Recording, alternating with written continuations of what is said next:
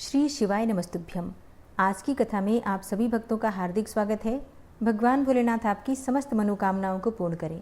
आज 21 अगस्त शुक्रवार के दिन आप सुनेंगे सावन मास की कथा का 23वां अध्याय। इससे पहले के सभी अध्याय सुनने के लिए आप सभी भक्तों का बहुत बहुत आभार। और अब भगवान शिव का ध्यान करके आज की कथा का प्रारंभ करते हैं।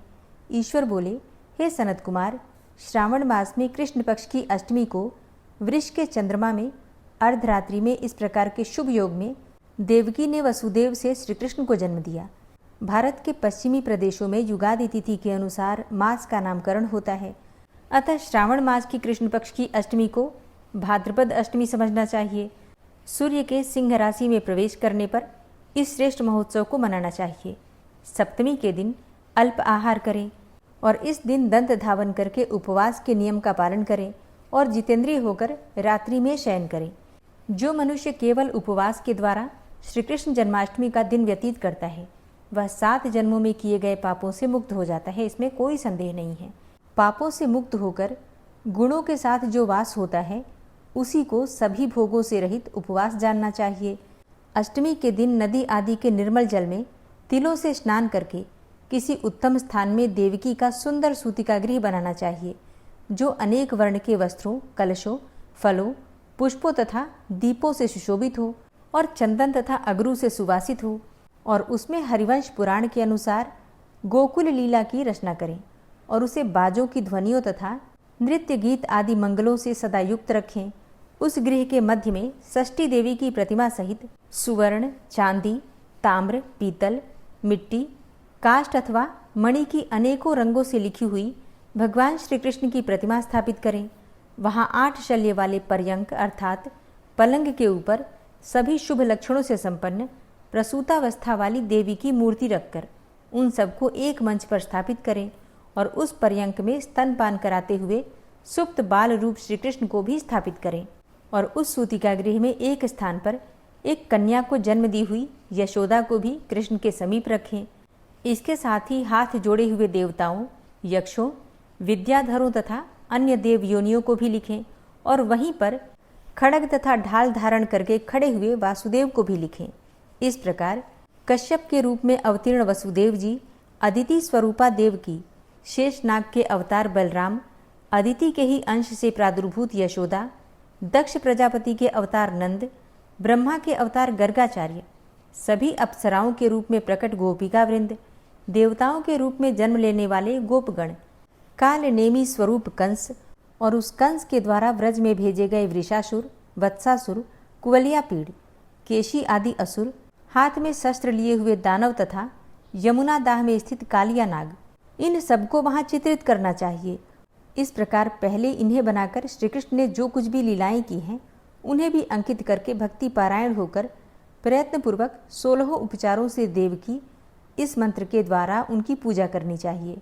वेणु तथा वीणा की ध्वनि के द्वारा गान करते हुए प्रधान किन्नरों से निरंतर जिनकी स्तुति की जाती है, हाथों में भृंगारी, दर्पण, दूर्वा, दधि कलश लिए हुए किन्नर जिनकी सेवा कर रहे हैं, जो शैया के ऊपर सुंदर आसन पर भली भांति विराजमान हैं, जो अत्यंत प्रसन्न मुखमंडल वाली हैं तथा पुत्र से शोभायमान हैं, वे देवताओं की माता तथा विजय सुतसुता देवी देवकी अपने पति वासुदेव सहित सुशोभित हो रही हैं। उसके बाद विधि जानने वाले मनुष्य को चाहिए कि आदि में प्रणव तथा अंत में नमः से युक्त करके अलग अलग सभी के नामों का उच्चारण करके सभी पापों से मुक्ति के लिए देवकी, वसुदेव, वासुदेव, बलदेव, नंद तथा यशोदा की पृथक पृथक पूजा करनी चाहिए। उसके बाद चंद्रमा के उदय होने पर श्रीहरि का स्मरण करते हुए चंद्रमा को अर्घ्य प्रदान करें और इस प्रकार कहना चाहिए, हे क्षीर सागर से प्रादुर्भूत, हे अत्रि गोत्र में उत्पन्न आपको नमस्कार है। हे रोहिणी कांत, मेरे इस अर्घ्य को आप स्वीकार कीजिए। देवकी के साथ वासुदेव, नंद के साथ यशोदा, रोहिणी के साथ चंद्रमा और श्री कृष्ण के साथ बलराम की विधिवत पूजा करके मनुष्य कौन सी परम दुर्लभ वस्तु को प्राप्त नहीं कर सकता है। कृष्णाष्टमी का व्रत 1 करोड़ एकादशी व्रत के समान होता है। इस प्रकार से उस रात्रि पूजन करके प्रातः 9वीं तिथि को भगवती का जन्म महोत्सव वैसे ही मनाना चाहिए जैसे श्री कृष्ण का हुआ था। उसके बाद भक्तिपूर्वक ब्राह्मणों को भोजन कराना चाहिए और उन्हें जो जो अभीष्ट हो गौ धन आदि प्रदान करना चाहिए। उस समय यह कहना चाहिए, श्री कृष्ण मेरे ऊपर प्रसन्न हो। गौ तथा ब्राह्मण का हित करने वाले आप वासुदेव को नमस्कार है, शांति हो, कल्याण हो, ऐसा कहकर उनका विसर्जन कर देना चाहिए। उसके बाद मौन होकर बंधु बांधवों के साथ भोजन करना चाहिए। इस प्रकार जो प्रत्येक वर्ष विधान पूर्वक कृष्ण तथा भगवती का जन्म महोत्सव मनाता है, वह यथोक्त फल प्राप्त करता है। उसे पुत्र संतान, आरोग्य तथा अतुल सौभाग्य प्राप्त होता है। वह इस लोक में धार्मिक बुद्धि वाला होकर मृत्यु के बाद वैकुंठ लोक को जाता है। हे सनत कुमार, अब इसके उद्यापन का वर्णन करूंगा, तुम ध्यान पूर्वक सुनो। इसे किसी पुण्य दिन में विधि पूर्वक करें। एक दिन पूर्व एक बार भोजन करें और रात्रि में हृदय में विष्णु का स्मरण करते हुए शयन करें। इसके बाद प्रातःकाल संध्या आदि कृत्य संपन्न करके ब्राह्मणों से स्वस्ति वाचन कराएं और आचार्य का वरण करके ऋत्विजों की पूजा करें। इसके बाद कंजूसी ना करते हुए एक पल अथवा उसके आधे अथवा उसके भी आधे पल सुवर्ण की प्रतिमा बनवानी चाहिए और इसके बाद रचित मंडप में मंडल के भीतर ब्रह्मा आदि देवताओं की स्थापना करें। इसके बाद वहाँ तांबे अथवा मिट्टी का एक घट स्थापित करें और उसके ऊपर चांदी या फिर बांस का एक पात्र रखें। उसमें गोविंद की प्रतिमा रखकर वस्त्र से आच्छादित करके व्यक्ति 16 उपचारों से वैदिक तथा तांत्रिक मंत्रों के द्वारा विधिवत पूजन करें। इसके बाद शंख में पुष्प, फल, चंदन तथा नारिकेल फल सहित शुद्ध जल लेकर पृथ्वी पर घुटने टेककर यह कहते हुए देवकी सहित भगवान श्री कृष्ण को अर्घ्य प्रदान करें। कंस के वध के लिए, पृथ्वी का भार उतारने के लिए, कौरवों के विनाश के लिए तथा दैत्यों के संहार के लिए आपने अवतार लिया है। हे हरे, मेरे द्वारा प्रदत्त इस अर्घ्य को आप देवकी सहित ग्रहण करें। इसके बाद बुद्धिमान को चाहिए कि चंद्रमा को पूर्वोक्त विधि से अर्घ्य प्रदान करें। पुनः भगवान से प्रार्थना करें, हे जगन्नाथ, हे देवकी पुत्र, हे प्रभु, हे वसुदेव पुत्र, हे अनंत, आपको नमस्कार है। भव सागर से मेरी रक्षा कीजिए। इस प्रकार देवेश्वर से प्रार्थना करके रात्रि में जागरण करना चाहिए।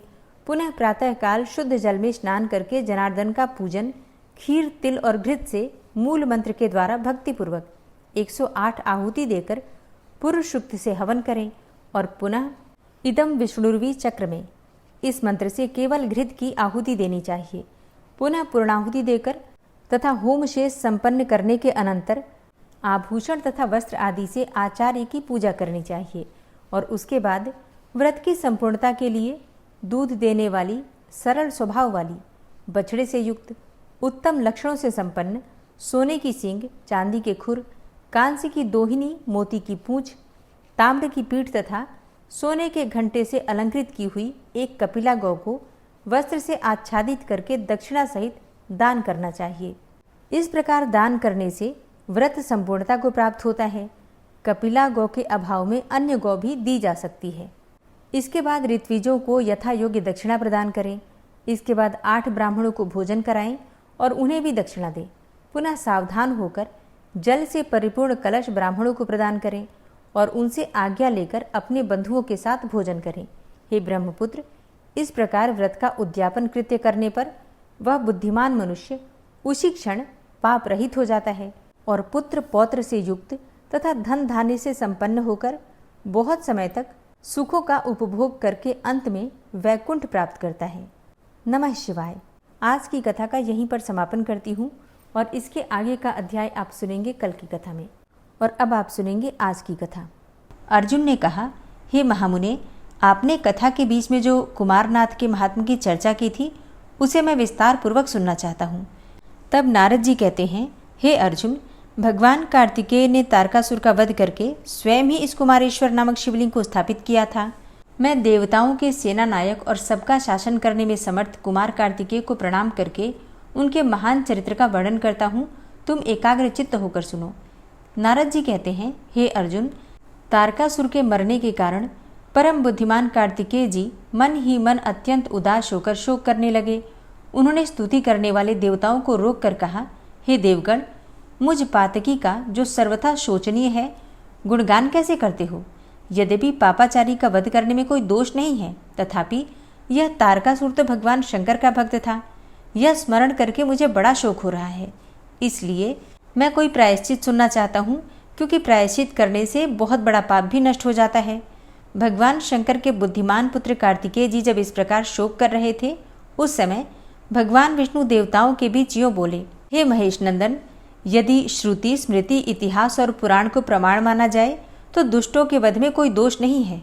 जो निर्दय मनुष्य दूसरों के प्राणों से अपने प्राणों का पोषण करता है, उसका वध कर डालना ही उसके लिए कल्याणकारी है, क्योंकि अपने दोषपूर्ण आचरण से वह मनुष्य वैसे भी नरक को ही जाता है। और रक्षा के कार्य में लगे हुए समर्थ पुरुषों द्वारा यदि पापाचारियों का वध न किया जाए तो ये असमर्थ मनुष्य किसकी शरण में जाएंगे, तथा संपूर्ण विश्व को धारण करने वाले धर्म स्वरूप वेद और यज्ञ कैसे होंगे। इसलिए तुमने तारकासुर का वध करके पुण्य ही प्राप्त किया है, तुम्हें पाप तो किसी भी प्रकार नहीं लगेगा। इतने पर भी भगवान शंकर के भक्तों के प्रति यदि तुम्हारा बहुत अधिक आदर है तो उसके लिए मैं बहुत उत्तम उपाय बतलाऊंगा, जिससे कि जन्म भर के पापों से छुटकारा मिल जाता है तथा एक कल्प तक रुद्रलोक में दिव्य शरीर धारण करके वह मनुष्य परमानंद का उपभोग करता है। हे स्कंद, पाप करने पर जिसे बहुत अधिक पश्चाताप होता है, उसके लिए भगवान शंकर के आराधन से बढ़कर दूसरा कोई उपाय नहीं है, जिनकी महिमा का वर्णन करने में ब्रह्मा जी भी समर्थ नहीं है तथा जिनके विषय में कुछ कहने में श्रुति भी भयभीत होती है। उन भगवान महेश्वर से बढ़कर दूसरी कौन वस्तु हो सकती है। त्रिलोकी में भगवान शंकर के सिवा दूसरा कौन ऐसा देवता है जिसका पृथ्वी ही रथ है। ब्रह्मा जी सारथी हैं, मैं बाण हूँ, मंदराचल धनुष है तथा चंद्रमा और सूर्य रथ के पहिए हैं। कोई कोई योग मार्ग से भगवान शंकर की आराधना बताते हैं, परंतु सदा शून्य की उपासना करने वाले उन योगियों का मार्ग सर्वसाधारण के लिए दुस्साध्य है। इसलिए जो भोग और मुक्ति दोनों चाहता है, उसे उनके लिंगमय स्वरूप की ही आराधना करनी चाहिए। सृष्टि के आदि में मेरे और ब्रह्मा जी के विवाद में भगवान शिव लिंग रूप में प्रकट हुए थे। उस लिंगमय स्वरूप में संपूर्ण चराचर जगत लीन होता है, इसीलिए वेद में उसे लिंग कहा गया है। जो परम बुद्धिमान भगवान शंकर के स्वरूपभूत लिंग को श्रद्धा और पवित्र भाव से जल के द्वारा स्नान कराता है, उसने मानो ब्रह्मा जी से लेकर तृण पर्यंत इस संपूर्ण जगत को तृप्त कर दिया। मिट्टी का, काठ का, ईंटे का अथवा पत्थर का मंदिर बनाकर जो भगवान शिव को अर्पित करता है, उसे क्रमशः 100 गुना पुण्यफल प्राप्त होता है। इसीलिए हे महासेन, तुम्हें यहाँ शिवलिंग की स्थापना करनी चाहिए। तब भगवान विष्णु के ऐसा कहने पर सब देवता बहुत अच्छा कहने लगे। तत्पश्चात महादेव जी ने कार्तिकेय को छाती से लगाकर कहा, हे वत्स, तुम मेरे भक्तों पर जो इतनी कृपा रखते हो, इससे तुम्हारे ऊपर मेरा प्रेम बहुत बढ़ गया है। जगत गुरु भगवान वासुदेव ने जो कुछ कहा है वह सब यथार्थ है। जो मैं हूँ वही भगवान विष्णु को जानना चाहिए तथा जो भगवान विष्णु हैं वही मैं हूँ। जैसे कि 2 दीपकों में प्रकाश की दृष्टि से कोई अंतर नहीं होता, उसी प्रकार हम दोनों में भी किंचन मात्र अंतर नहीं है। हे स्कंद, जो भगवान विष्णु से द्वेष करता है वह मुझसे भी द्वेष करता है, और जो उनका अनुगमन करता है वह मेरा भी अनुगामी है। जो ऐसा जानता है वही मेरा वास्तविक भक्त है। तब कुमार बोले कि हे पिताजी, आपका कहना सत्य है। मैं आपको और भगवान विष्णु को एक ही समझता हूँ। भक्तवत्सल भगवान विष्णु ने जो मुझे शिवलिंग स्थापित करने की सलाह दी है, वही बात तारकासुर के वध के समय पहले आकाशवाणी ने भी मुझसे कही थी। अतः मैं सब पापों का नाश करने वाले शिवलिंग की स्थापना करूंगा और वह शिवलिंग मेरे पापों को शांत करने वाला हो। यो कहकर अग्निनंदन स्कंद ने विश्वकर्मा को बुलाया और उन्हें आदेश दिया कि तुम शीघ्र ही 3 विशुद्ध शिवलिंग तैयार करो। कार्तिकेय की आज्ञा के अनुसार विश्वकर्मा ने 3 विशुद्ध शिवलिंग तैयार किए और उन्हें उनको समर्पित कर दिया। तदनंतर भगवान विष्णु, शिव तथा ब्रह्मा आदि देवताओं के साथ स्कंद ने पहले पश्चिम दिशा में थोड़ी ही दूर पर प्रतिज्ञेश्वर नामक परम सुंदर शिवलिंग की स्थापना की। तब भगवान महेश्वर ने कुमार की प्रसन्नता के लिए वहां स्वयं ही यह वरदान दिया कि जो इस स्थान पर कार्तिक और चैत्र मास में अष्टमी को स्नान, उपवास और जागरण करके निवास करेगा, वह मृत्यु को भी लांघ जाएगा। इसके बाद वहां से अग्निकोण में, जहां दैत्य के कपाल से शक्ति निकली थी, वहां कार्तिकेय ने द्वितीय शिवलिंग को स्थापित किया। सब पापों का नाश करने वाला वह कल्याणकारी शिवलिंग कपालेश्वर के नाम से प्रसिद्ध हुआ। और कपालेश्वर के समीप ही उस शक्ति का भी स्तवन करके कुमार ने उसकी स्थापना की, जो कापालिकेश्वरी देवी के नाम से प्रसिद्ध है। वहाँ से उत्तर दिशा में एक तीर्थ है जिसे शक्ति छिद्र कहते हैं। वहाँ सब पापों का नाश करने वाली कल्याणमयी पाताल गंगा प्रकट हुई है। उसमें स्नान करके स्कंद ने सब देवताओं के साथ कृपापूर्वक तारकासुर को जलांजलि दी, जिसका संकल्प वाक्य इस प्रकार है। महर्षि कश्यप के कुल में उत्पन्न शिव भक्त तारक को अर्पित किया जाने वाला यह तिल सहित जल अक्षय भाव से प्राप्त हो। तब भगवान महेश्वर ने प्रसन्न होकर स्कंद को सुनाते हुए कहा कि जो मनुष्य चैत्र मास के कृष्ण पक्ष की चतुर्दशी तिथि को यहाँ स्नान और उपवास करके भगवान कपालेश्वर का पूजन करेगा, वह तेजस्वी महात्माओं के वध जनित पातक से मुक्त हो जाएगा। और इसी तिथि को यदि सोमवार भी हो, शिव योग हो और तैतिल कर्ण हो, तो इन छहों योगों के एकत्र होने पर जो पुरुष शक्ति छिद्रा नामक तीर्थ में स्नान करके रात में रुद्रीय का जप करेगा, वह शरीर सहित रुद्रलोक में चला जाएगा। भगवान शंकर का यह वचन सुनकर स्कंद बहुत प्रसन्न हुए तथा सब देवता आनंद मग्न होकर साधु साधु कहने लगे। तदनंतर तीसरे शिवलिंग की स्थापना करने की इच्छा वाले कार्तिकेय से ब्रह्मा जी ने उनकी प्रसन्नता के लिए कहा, हे कुमार, मैं स्वयं एक दूसरे लिंग का निर्माण करता हूँ। यूँ कहकर ब्रह्मा जी ने स्वयं ही सब दोषों से रहित मनोहर शिवलिंग का निर्माण किया। फिर इसी प्रकार सब देवताओं ने भी स्कंद को प्रसन्न करने के लिए वहाँ एक सुंदर सरोवर तैयार किया और उसमें गंगा आदि समस्त तीर्थों की स्थापना करके उनसे कहा कि जब तक यह सरोवर यहाँ रहे तब तक तुम सब तीर्थ इसमें निवास करो। तब स्कंद की प्रसन्नता के लिए इन सब तीर्थों ने एवमस्तु कहकर देवताओं की आज्ञा स्वीकार की। तत्पश्चात स्कंद ने प्रसन्नतापूर्वक उस सुंदर सरोवर में स्नान किया और फिर सब तीर्थों के जल से भक्तिपूर्वक उस शिवलिंग को स्नान कराकर भांति भांति के पुष्पों से सद्योजातादि 5 मंत्रों द्वारा पूजन किया। पूजा के समय साक्षात भगवान महेश्वर स्थावर जंगम प्राणियों के साथ उस शिवलिंग में स्थित होकर स्वयं पूजन सामग्री ग्रहण करते थे। भक्ति भाव में डूबे हुए स्कंद ने पूजन करते समय भगवान शंकर से पूछा कि हे भगवान, आपको कौन सा उपहार भेंट करने से क्या क्या फल प्राप्त होता है। भगवान महेश्वर बोले कि जो मेरे लिंग की स्थापना करता है और उसके लिए सुंदर मंदिर बनवाता है, वह कल्प भर मेरे लोक में निवास करता है। जो मेरे मंदिर में झाड़ू देता है और धूल आदि हटाकर शुद्ध करता है, वह सब रोगों से छूट जाता है। देव मंदिर को चूने आदि से पुतवाने पर मनुष्य का शरीर दृढ़ होता है। पुष्प और दूध आदि, कुशा, तिल, जल, अक्षत और सरसों से भगवान शंकर के मस्तक पर अर्घ्य देकर मनुष्य 10,000 वर्षों तक स्वर्ग में निवास करता है। दही और दूध से शिवलिंग को स्नान कराने पर मनुष्य का शरीर निरोग हो जाता है। जल, दही, दूध और घी से स्नान कराने पर क्रमशः 10 गुना फल प्राप्त होता है। उपर्युक्त वस्तुओं से मुझे स्नान कराकर भक्तिपूर्वक गोधूम चूर्ण आदि के द्वारा उबटन लगावे, फिर कपिला गाय के पंचगव्य से और गंगा के जल से मुझे स्नान करावे और विधिपूर्वक मेरा पूजन करे। ऐसा करने वाला पुरुष मेरे परम धाम को प्राप्त होता है। कुश मिश्रित जल की अपेक्षा गंध मिश्रित जल उत्तम है, उसमें भी तीर्थ का जल श्रेष्ठ है तथा अन्य सब तीर्थों के जल की अपेक्षा महिसागर तीर्थ का जल सर्वश्रेष्ठ है। तांबे, चांदी और सोने के कलशों से स्नान कराने पर क्रमशः 100 गुना फल प्राप्त होता है। इसी प्रकार चंदन, अगर, केशर तथा कपूर अर्पण करने से उत्तरोत्तर अधिक फल की प्राप्ति होती है। इन सब वस्तुओं को मेरे अंग में लगाने से मनुष्य धनवान, सौभाग्यवान तथा सुखी होता है। गुग्गुल का धूप उत्तम माना गया है, उससे भी श्रेष्ठ अगरू है और इन सब धूपों को भी मुझे अर्पण करने से सुख और स्वर्ग की प्राप्ति होती है। दीपदान करने वाला पुरुष कीर्ति तथा उत्तम नेत्र प्राप्त करता है और नैवेद्य अर्पण करने से मनुष्य मिष्ठान्न भोजी होता है। अखंड बिल्वपत्रों और भांति भांति के पुष्पों से शिवलिंग की पूजा करने पर मनुष्य 1 लाख वर्षों तक स्वर्ग में निवास करता है।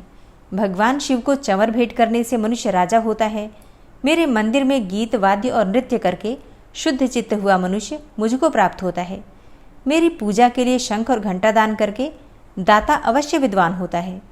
मेरी रथ यात्रा का उत्सव करके मनुष्य चिरकाल के लिए शोकों से मुक्त हो जाता है। मुझे नमस्कार और प्रणाम करके मानव महान कुल में जन्म लेता है। जो मेरे आगे शास्त्र का पाठ कराता है वह ज्ञानी होता है। भक्तिपूर्वक मेरी स्तुति करने पर मनुष्य मन के मोह से मुक्ति पा जाता है। मेरे आगे आरती घुमाने से मनुष्य पीड़ा रहित होता है। मुझे शीतल चंदन अर्पण करने पर दुख जनित संतापों से छुटकारा मिल जाता है। शिवलिंग के समीप अपनी शक्ति के अनुसार दान करने पर दाता को उस दान का 100 गुना फल मिलता है तथा वह इस लोक और परलोक में आनंद का भागी होता है। मैं शिवलिंग को प्रणाम करने पर 15, उसे स्नान कराने पर 20 तथा उसकी विधि पूर्वक पूजा करने पर 100 अपराधों को क्षमा कर देता हूँ। हे कुमार, इस तीर्थ में पूर्वोक्त संपूर्ण फलों की प्राप्ति होगी। जो लोग कुमारेश्वर नाम से यहाँ मेरी पूजा करेंगे वे पूर्वोक्त संपूर्ण फलों के भागी होंगे। बेटा, जैसे काशीपुरी में मैं विश्वनाथ के रूप में निवास करता हूँ, उसी प्रकार इस गुप्त क्षेत्र में मैं कुमारेश्वर नाम धारण करके रहूँगा। देवताओं के सामने ही भगवान शंकर का यह वचन सुनकर कुमार कार्तिकेय को बड़ा विस्मय हुआ और वे भगवान शंकर को नमस्कार करके उनकी स्तुति करने लगे। जो सब प्रकार के रोग और शोक से रहित हैं, उन कल्याण स्वरूप भगवान शिव को नमस्कार है। जो सबके भीतर मन रूप से निवास करते हैं, उन भगवान शिव को नमस्कार है। संपूर्ण देवताओं से पूजित भगवान शंकर को नमस्कार है। भक्तजनों पर निरंतर कृपा करने वाले आप भगवान महेश्वर को नमस्कार है। सबकी उत्पत्ति के कारण भगवान भव को नमस्कार है। हे भगवान, आप भव के उद्भव अर्थात संसार के सृष्टा हैं, आपको नमस्कार है। कामदेव का विध्वंस करने वाले आपको नमस्कार है। आप गूढ़ भाव से महान व्रत का पालन करने वाले हैं, आपको नमस्कार है। आप माया रूपी गहन वन के आश्रय हैं अथवा सबको आश्रय देने वाला आपका स्वरूप योग माया समावृत होने के कारण दुर्बोध है, आपको नमस्कार है। प्रलय काल में जगत का संहार करने वाले सर्वनामधारी आपको नमस्कार है। हे शिवरूप, आपको नमस्कार है। आप पुरातन सिद्ध रूप हैं, आपको नमस्कार है। हे काल रूप, आपको नमस्कार है। आप सबकी कलना अर्थात गणना करने वाले होने के कारण कल नाम से प्रसिद्ध हैं, आपको नमस्कार है। आप काल की कला का अतिक्रमण करके उससे बहुत दूर रहते हैं, आपको नमस्कार है। आप स्वाभाविक ऐश्वर्य से संपन्न हैं, आपको नमस्कार है। आप अप्रमेय महिमा वाले वृषभ तथा महासमृद्धि से संपन्न हैं, आपको नमस्कार है। आप सबको शरण देने वाले हैं, आपको नमस्कार है। आप ही निर्गुण ब्रह्म हैं, आपको नमस्कार है। आपके अनुगामी सेवक भयानक गुण संपन्न हैं, आपको नमस्कार है। नाना भुवनों पर अधिकार रखने वाले आपको नमस्कार है। भक्तों को मनोवांछित फल प्रदान करने वाले आपको नमस्कार है। हे भगवान, आप ही कर्मों का फल देने वाले हैं, आपको नमस्कार है। आप ही सबका धारण पोषण करने वाले धाता हैं तथा उत्तम कर्ता हैं, आपको सर्वदा नमस्कार है। आपके अनंत रूप हैं, आपका कोप सबके लिए असह्य है, आपको सदैव नमस्कार है। आपके स्वरूप का कोई माप नहीं हो सकता, आपको नमस्कार है। वृषभेंद्र को अपना वाहन बनाने वाले हे भगवान, आप महेश्वर को नमस्कार है। आप सुप्रसिद्ध महौषध रूप हैं, आपको नमस्कार है। समस्त व्याधियों का विनाश करने वाले आपको नमस्कार है। आप चराचर स्वरूप सबको विचार देने वाले कुमारनाथ के नाम से प्रसिद्ध तथा परम कल्याण स्वरूप हैं, आपको नमस्कार है। हे प्रभु, आप मेरे स्वामी हैं, संपूर्ण भूतों के ईश्वर एवं महेश्वर हैं। आप ही समस्त भोगों के अधिपति हैं। वाणी, बल और बुद्धि के अधिपति भी आप ही हैं। आप ही क्रोध और मोह पर शासन करने वाले हैं। पर और अपर अर्थात कारण और कार्य के स्वामी भी आप ही हैं। सबकी हृदय गुहा में निवास करने वाले हे परमेश्वर तथा मुक्ति के अधीश्वर भी आप ही हैं, आपको नमस्कार है। पार्वती नंदन स्कंद ने सबको वर देने वाले शूलपाणी भगवान उमापति की इस प्रकार स्तुति करके उनके चरणों में मस्तक झुकाया और नमो नमः का उच्चारण किया। इस प्रकार भक्तिभाव से भरे हुए अपने योग्य स्तवन सुनकर शिवजी अत्यंत संतुष्ट हुए और पुत्र कार्तिकेय का उन्होंने चिरकाल तक अभिनंदन करके कहा, बेटा, मेरे भक्त के वध करने का जो दुख तुम्हारे मन में हुआ है उसका विचार तुमको नहीं करना चाहिए। अपने इस कर्म से तुम मुनियों के लिए भी स्पृहणीय बन गए हो। जो लोग सायंकाल और सवेरे पूर्ण भक्तिपूर्वक तुम्हारे द्वारा की हुई इस स्तुति से मेरा स्तवन करेंगे, उनको जो फल प्राप्त होगा उसका वर्णन करता हूँ, तुम ध्यानपूर्वक सुनो। उन्हें कोई रोग नहीं होगा, दरिद्रता भी नहीं होगी तथा प्रियजनों से कभी वियोग भी नहीं होगा। वे इस संसार में दुर्लभ भोगों का उपभोग करके मेरे परम धाम को प्राप्त होंगे। इतना ही नहीं, मैं उन्हें और भी परम दुर्लभ वर प्रदान करूँगा। बेटा, मैं तुम्हारी भक्ति से बहुत प्रसन्न हूँ और तुम्हारी प्रसन्नता के लिए सब कुछ करूँगा। जो मनुष्य वैशाख मास की पूर्णिमा को महिसागर के तट पर मेरी स्तुति करेंगे, उनका वह सब दान और पूजन अक्षय होगा। जो मानव वैशाख की पूर्णिमा को यहाँ के सरोवर में स्नान करेंगे, उन्हें सब तीर्थों के स्नान जनित फल की प्राप्ति होगी। हे कार्तिकेय, जब कभी अनावृष्टि हो, नाना प्रकार के उत्तम कलशों द्वारा विधिपूर्वक गंधयुक्त जल से मुझे 1, 3, 5 अथवा 7 रात तक स्नान करावें और मेरे सर्वांग में कुमकुम का लेप करें। फिर 2 वस्त्र धारण कराकर लाल कनेर के पुष्पों से तथा जवा के पुष्पों से और फूल की मालाओं से मेरा पूजन करें। पूजन के पश्चात उत्तम व्रत का पालन करने वाले तपस्वी ब्राह्मणों को भोजन करावें और मेरी प्रसन्नता के लिए 1 लाख आहुति हवन करें। ग्रह आदि की शांति के लिए भी हवन करें। तदनंतर भूमि दान करके गौ के लिए दैनिक ग्रास अथवा 1 दिन के खाने के लिए पर्याप्त चारा, दाना इत्यादि दें। तत्पश्चात मंगलमय शांति पाठ एवं रुद्र का जप करावें। इसी विधान से उत्तम ब्राह्मणों द्वारा अनुष्ठान कराने पर जल शून्य बादल भी उस समय अवश्य वर्षा करते हैं और भांति भांति के धान्यों तथा हरी हरी घासों से वसुधा परिपूर्ण हो जाती है। मनुष्यों और पशुओं में कोई रोग नहीं रह जाता। इस अनुष्ठान के प्रभाव से राजा धर्मपरायण होता है और शत्रु मंडली से वह कभी पीड़ित नहीं होता। जो मनुष्य यहाँ भक्ति युक्त होकर मुझे घृत से स्नान कराता है, उसे कन्यादान का फल प्राप्त होता है। जो दूध अथवा पंचामृत से मुझे स्नान कराता है, उसे अग्निष्टोम यज्ञ का फल प्राप्त होता है। जो कुमारेश्वर तीर्थ में मृत्यु को प्राप्त होता है, वह महाप्रलय काल तक मेरे लोक में निवास करता है। अयनारंभ के दिन विषुव योग में, जबकि दिन और रात बराबर होते हैं, चंद्रमा और सूर्य के ग्रहण काल में, पूर्णिमा अथवा अमावस्या तिथि को, संक्रांति के समय तथा वैधृति योग में जो मनुष्य महिसागर संगम में स्नान करके भक्तिपूर्वक कुमारेश्वर का पूजन करता है, उसके पुण्य फल का वर्णन सुनो। पृथ्वी के संपूर्ण तीर्थों में स्नान करने का जो महान फल है तथा संपूर्ण शिवलिंगों के पूजन का जो सर्वश्रेष्ठ फल है, वह सब उसे प्राप्त हो जाता है। कुमारेश्वर की सेवा से मनुष्य को निश्चित रूप से आरोग्य, पुत्र, धन तथा उत्तम सुख की प्राप्ति होती है। और जो तपस्वी इस तीर्थ में ब्रह्मचर्य का पालन करते हुए पवित्रता पूर्वक निवास करता है, वह सर्वश्रेष्ठ पाशुपत योग को प्राप्त करके मुझ में लीन हो जाता है। बेटा, यहाँ तुम्हारे द्वारा स्थापित किए हुए शिवलिंग को तुम्हारी प्रसन्नता की वृद्धि के लिए मैंने ये वरदान दिया है। स्कंद ने कहा कि हे महेश्वर, आपके दिए हुए ये वरदान पाकर मैं कृतकृत्य हो गया। आपको नमस्कार है, नमस्कार है, नमस्कार है। हे प्रभु, आप कभी इस स्थान का त्याग न करें। देवेश्वर भगवान शिव से प्रणाम पूर्वक यह प्रार्थना करने के पश्चात स्कंद ने माता पार्वती के चरणों में मस्तक झुकाकर कहा, माँ, मेरा प्रिय करने की अभिलाषा से तुम्हें भी इस स्थान का कभी त्याग नहीं करना चाहिए। तब पार्वती बोली, बेटा, जहाँ भगवान शंकर विराजमान होते हैं, वहाँ तो मैं स्वभाव से ही निवास करती हूँ। हे शरणानन, यहाँ स्त्रियों द्वारा मेरी आराधना होने पर मैं उन्हें सौभाग्य, उत्तम पति तथा अनेक पुत्र प्रदान करूँगी। चैत्र मास की तृतीया को शीतल जल से स्नान करके जो नारी फूल, चंदन, धूप आदि से मेरी पूजा करेगी और भक्तिपूर्वक मुझे 8 सौभाग्य सूचक वस्तुएं अर्पण करेगी, उसे मैं माता पिता, सास ससुर, पति पुत्र, सौभाग्य तथा संपत्ति, ये 8 वस्तुएं प्रदान करूंगी। कुमकुम, पुष्प, चंदन, तांबुल, काजल, ईख, लवण और जीरा, ये 8 सौभाग्य सूचक वस्तुएं हैं। अच्छा, लवण का अर्थ होता है नमक, और ये एक बहुत ही विशेष उपाय है, इसे आप लोग ध्यान से सुनिए। माता पार्वती कहती हैं कि इन सब वस्तुओं को, मतलब ये जो 8 वस्तुएं आपने सुनी, कुमकुम, पुष्प, चंदन, तांबुल, काजल, ईख और लवण, ईख अर्थात गन्ना, लवण अर्थात नमक और जीरा तो आप जानते ही हैं। तो ये 8 वस्तुएं हैं जिन्हें सौभाग्य सूचक वस्तुएं कहा जाता है। और इन 8 वस्तुओं को तराजू के एक पलड़े पर रखकर उनसे अपने को तोले तथा वह स्त्री अपने पैर सहित संपूर्ण अंगों के साथ तुल जाए और उन वस्तुओं का मेरी प्रीति के लिए दान कर दें। तत्पश्चात वह बिना नमक का भोजन करे।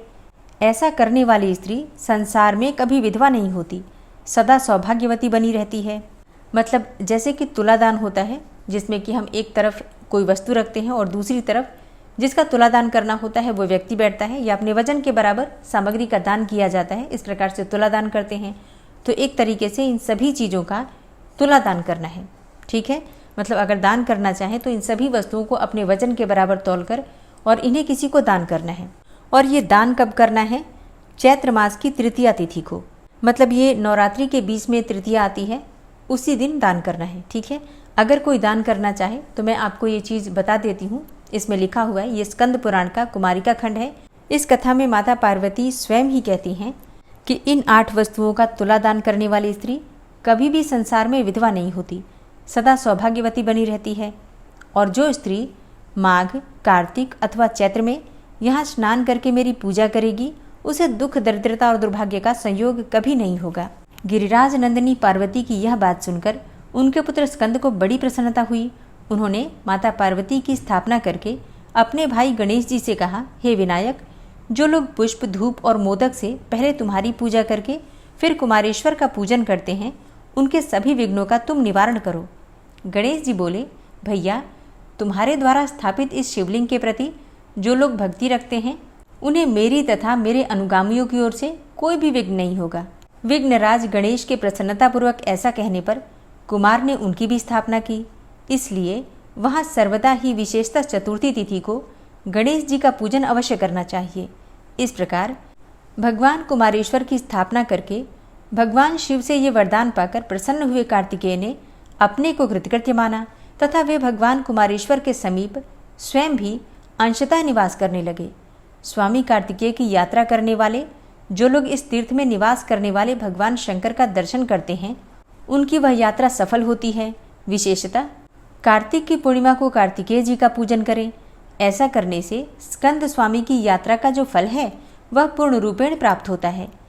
कार्तिकेय के 108 नामों का ब्रह्मचर्य पालन पूर्वक पवित्र भाव से 1 मास तक जप करने पर मनुष्य सब संकटों से छुटकारा पा जाता है। हे अर्जुन, यह महिसागर संगम तीर्थ ऐसी ही महिमा वाला है। इस प्रकार कुमारेश्वर का संक्षेप से वर्णन किया गया। जो कुमारेश्वर के इस महात्म का उनके आगे पाठ करता है तथा जो लोग इस महात्म्य को सुनते और प्रसन्न होते हैं, वे सभी रुद्रलोक में निवास करते हैं। जो श्राद्ध काल में इस लिंग के महात्म्य का पाठ करता है, उसका किया हुआ श्राद्ध पितरों को अक्षय तृप्ति प्रदान करने वाला होता है। यदि कोई गर्भवती स्त्री को शिवलिंग का महात्म्य सुनावे तो उसके गर्भ से गुणवान पुत्र उत्पन्न होता है, और यदि कन्या हुई तो वह पतिव्रता होती है। यह प्रसंग परम पवित्र, पापहारक, धर्मानुकूल तथा अतिशय आनंद प्रदान करने वाला है। इसे पढ़ने और सुनने वाले मनुष्यों को यह समस्त मनोवांछित फल प्रदान करने वाला है। अगर आप पुत्रदा एकादशी, रक्षाबंधन और सावन पूर्णिमा और उद्यापन की विधि जानना चाहते हैं तो चैनल पर वीडियो अपलोड हो चुकी है, आप देख सकते हैं। और आज की वीडियो कैसी लगी कमेंट बॉक्स में ज़रूर बताइए। वीडियो अच्छी लगी हो तो लाइक कीजिए, शेयर कीजिए, और चैनल पर पहली बार आए हैं तो सब्सक्राइब करके बेल आइकन को ज़रूर प्रेस कर लीजिए।